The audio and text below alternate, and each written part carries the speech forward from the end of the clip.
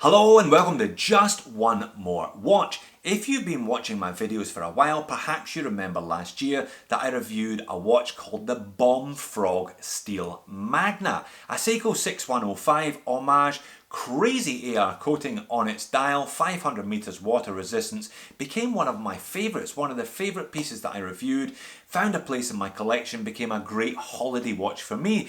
In fact, the Bombfrog featured in one of the best wristwatch check photos that I took all year last year on holiday in Vanuatu.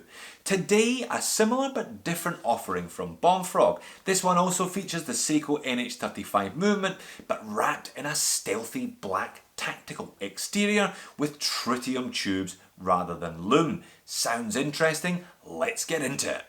So the Bombfrog BT25 then, best described as a tactical dive watch. So we've got a traditional dive watch here with a unidirectional rotating bezel, but the black IP coating and the tritium tubes on that dial and bezel really give this watch a different look and a different feel than your traditional dive watch. So what are we going to do today then? Well, dimensions and specifications as usual.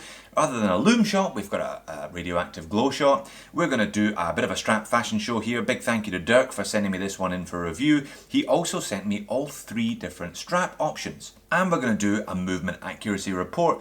Again, no great surprises from this Seiko NH35. In fact, the one in the Bombfrog is definitely one of the best that I've seen. Overall, a rock solid choice, this Bombfrog. Not cheap, mind you, at $470 US, but then again, I think if you're looking for a watch that you can give an absolute beating to with ease, this Bombfrog may well suit the bill. It should be noted that this is the BT25 Mark IV, if you will. There have been 3 previous iterations of this watch and it's got better every time. Only a 12-month warranty though, slightly disappointing. You'd certainly have preferred a 24-month warranty at that price, but each piece is individually numbered. This is number 164. So just over 44 millimeters in diameter, this BT25. It is 51 millimeters lug to lug, 22 millimeter lug width, and a whopping just under 16 millimeters thick. So I think for me, that's the key dimension with this one. It's a big watch and it wears quite big as well. Now, the head weighs in at 116 grams. As noted there, it was supplied on all 3 different straps. We've got a rubber, a NATO and an IP coated bracelet. Now on the bracelet, this one weighs in at 213 grams. But I'm going to review it just as the head because frankly I think all 3 of those strap options have considerable room for improvement. If you're interested in this Bombfrog, I'd just be looking at it as a base unit and I'd be adding a NATO strap or something, a Zulu strap perhaps, of your choice. I think you'd probably be best going for the cheapest of the options and speccing up the strap that you prefer, as I will show later on. So 316L stainless steel, we've got a 120 click unidirectional rotating bezel, and I must say the bezel action is absolutely outstanding.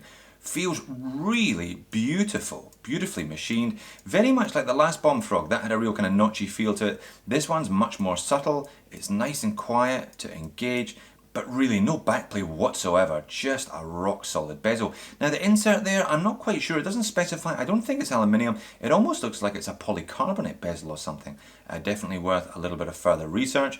Now the crown here is unsigned, but it is knurled, again steel, screwed down, very, very easy to operate. This whole watch has a kind of hewn from granite feel about it, very much like it was designed to take a beating for decades. Quick look at the case back, just advertising sapphire glass, 300 meter water resistant with the individual number 164 and the picture of the Bombfrog. Now, unlike the Steel Magna that I reviewed last year, they've gone a little bit subtle with this Bombfrog. I love the logo, but they've managed to keep it to a reasonable size on the case back and on the dial itself. It doesn't dominate the dial like it did with the Seiko homage. Dead flat sapphire crystal with anti-reflective coating on the underside, and a super legible dial. It really is. Just painted indices here, but just how it should be, all white, no nonsense. Nice big fence post style hour and minute, and a good chunky second hand as well there.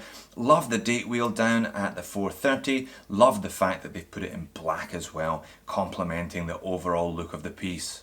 And it's a fairly simple looking case overall, nothing too fancy. Nice bit of curvature to those lugs, which is just as well at almost 16mm thick. A couple of different angles there, but all pretty good. And the IP coating on this case, pretty even, very smooth throughout, nicely done. So movement accuracy report then, this is a mixture of wrist time and time spent in the Wolf Winder, and you can't knock that back, can you?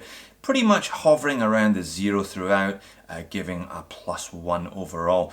Definitely, as mentioned, one of the better Seiko NH35s. These are kind of stock standard micro brand special movements. Low beat, 3K, 21,600 vibrations per hour, 42-hour power reserve, 24 joule. Should go about a decade without servicing, which is good because you really don't want to be taking the back off these watches at all. So onto the loom shot, or more specifically the tritium tube shot. Didn't have the easiest time taking this photo, but I think it gives an accurate reflection of the watch when it's dark and the differences between loom and these tritium tubes. You don't get the huge glow you get when you switch the light off with Lumibright or something similar. You just have a gradual, once your eyes adjust to the darkness, the tritium becomes obvious, and it's consistent for the next decade at least. This is proper Swiss MB Microtech trigger light, and Bombfrog does this under license, unlike some of the less salubrious manufacturers who ship this radioactive stuff onto your wrist without the due consideration that it deserves. We've got blue tubes on the hour, minute and second hand, and all the way around the hour indices, and we've got the double orange tube at 12 o'clock, so you always know which way up this watch is. Overall, very impressive. My first encounter with tritium, very impressed. So onto the wrist shot then, and this is where I start moaning a little bit. This is the supplied Bombfrog NATO, and it is completely meh. It's thin, it doesn't really suit the watch, kind of underwhelming. I'd definitely be dumping this for something a bit more substantial, possibly a Zulu or a thicker NATO. It is a tactical watch after all. What about the rubber strap then? Well, it's really nice. It's super soft, got the Bombfrog logo on it there, very much like the soft style Seiko ones that you get on the Seiko Turtle. However, it is obscenely large, and I mean obscenely large. I've got a 7-inch wrist, it doesn't actually fit me. I think you'd need about an 8-inch wrist, 7.5, I mean, I have no idea. I guess it's meant for wetsuits or flight suits or SWAT suits or something, but I'm not sure how many people who will actually buy this watch will get much use out of that rubber strap. Just massively long, a little bit silly to be honest. So what about the bracelet then, Jodie? Is that the one to go for? Well, yes and no. It looks pretty good and it's fairly solid. Nice little Bombfrog logo engraved on the clasp there, but one of my pet peeves, a pressed clasp on a watch that cost nearly $500. You know, I get it, the money's gone elsewhere in this one. It's gone into the head of the watch, which is a good thing, but I think pressed clasps are pretty much unforgivable once you start creeping north of about 250 US. So a bit of a disappointment there in terms of the strap options that are available for this Bombfrog. So choose your own. This is a olive green canvas and calf from the Sydney Strap Company, and I ordered an IP coated tang and buckle there for it, and I think it looks better, and I think it also fits better on my slightly smaller 7-inch wrist. It is a big boy, this one, and I found that this strap helps it conform to the wrist, makes it feel a little bit smaller on the wrist overall. So my advice, if you're into this Bombfrog BT25, buy it on the NATO or the rubber and then ditch it and fit whatever you prefer to instead. I think definitely a nicer looking watch with this strap on it. So overall then, another rock solid offering from quirky little German brand Bombfrog. Not cheap, I have to say, and the straps, as noted, could be improved upon, but if you're into this style of watch, I think very well made, should last you a lifetime. So there you have it, the Bombfrog BT25. Not cheap at over $450 US, and I'm disappointed by all three of the stock strap offerings. But the base unit itself is a unit, really solid, really robust. If you want to look like you're part of a SWAT team and you shoot people for a living, perhaps this is the watch for you. Thanks for watching, see you in the next video.